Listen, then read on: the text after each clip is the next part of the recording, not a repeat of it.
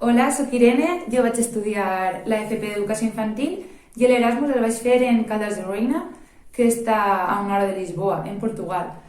Jo me'n vaig anar d'ací sent totalment menuda, era una altra persona. Quan vaig eixir d'ací tot em feia respecte, por, tenia molta inseguretat damunt de mi respecte a molts temes i quan vaig tornar me ria de com era jo abans. Vaig obrir els ulls, vaig aprendre un idioma nou, vaig aprendre a estar en mi i anar en mi on fora falta. Fer turisme a soles jo era una cosa que ni em plantejava antes d'anar-me'n a l'Erasmus i ara encara no he parat. He après a estar segura de mi mateixa, a no conformar-me en res, en saber el que mereix i en anar a per ell.